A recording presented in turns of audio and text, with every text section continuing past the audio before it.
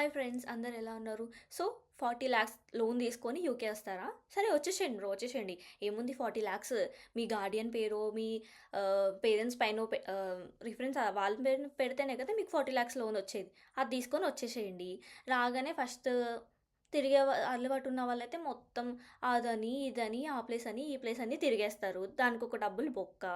So first 3 months ఎలాగైనా part time కొంచెం కష్టము. రిఫరెన్స్ ఉంటే దొరికిద్దనుకోండి. రిఫరెన్స్ లేకపోతే ఆ 3 నెలలు రెంట్ బొక్క, ఆ 3 నెలలు ఫుడ్ బొక్క. దానికి డబ్బులు ఖర్చు పెట్టేయండి. తర్వాత మీ కాలేజ్ ఫీజు కట్టేయండి. ఇంకా ఎంత మిగిలిద్ది మీకు? అటు లండన్ అంతా ట్రావెల్ చేసి, ఇటు అటు తిరిగి, ఇటు తిరిగి, ఇవి ఖర్చు పెట్టి సగంగా అయిపోయింది. సరే పోనీ ఇంకా కొన్ని డబ్బులు మిగిలాయి అనుకోండి. సో మీరు తీసుకున్న కోర్స్ ఏంటి? మీకు తెలుసా కనీసము? వాడెవడో కన్సల్టెన్సీ చెప్పాడని వీళ్ళెవరో తీసుకున్నారని మీకు అసలు తలా తోక సంబంధం లేని కోర్స్ తీసుకుంటారు. కొన్ని ఫ్యూచర్లో ఉంది అని అది తీసుకున్నారనుకోండి.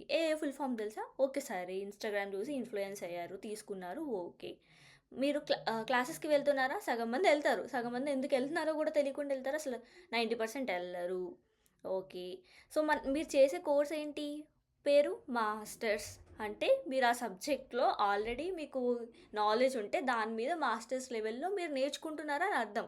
సో మనకు కోర్స్ తెలుసా? కోర్స్ తెలీదు.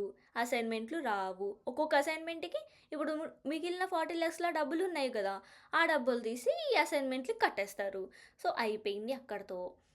సో తర్వాత ప్రొఫెషనల్ జాబ్కి ఏం చేస్తారు? మళ్ళీ స్పాన్సర్షిప్ కొనుక్కుంటారు. ఇప్పుడు ఆ ఛాన్స్ కూడా లేదు కదా. ఇదివరకు ఉందో లేదో నాకు తెలీదు, ఇప్పుడైతే లేదు. సో నెక్స్ట్ ఏం చేద్దామని. పోనీ మరి మీ లోన్ ఎలా కట్టుకుందాం అనుకుంటున్నారు మీకు ప్రొఫెషనల్ జాబ్ రాకపోతే? లేదు లేదు, నేను ఇప్పటి నుంచి చాలా బుద్ధిమంతురాలని, నేను ఇక్కడికి వచ్చి చదువుకుంటానంటే మీరు చేసేది మాస్టర్స్. మీరు ఇక్కడికి వచ్చి చదువుకునేది ఏముంటుంది? మీకు పార్ట్ టైం చేసుకుంటూ యూనివర్సిటీకి వెళ్తూ మిగతా అన్నిటితో మీరు ఇక్కడ నుంచి చదువుకోవడం అనేది ఇంపాసిబుల్. సో ఇవన్నీ దృష్టిలో పెట్టుకోమని రావాలా వద్దా అని ఆలోచించుకోండి. బికాజ్ మీరు లోన్ తీసారంటేనే మీకు వెనకాల ఏం లేదని అర్థం.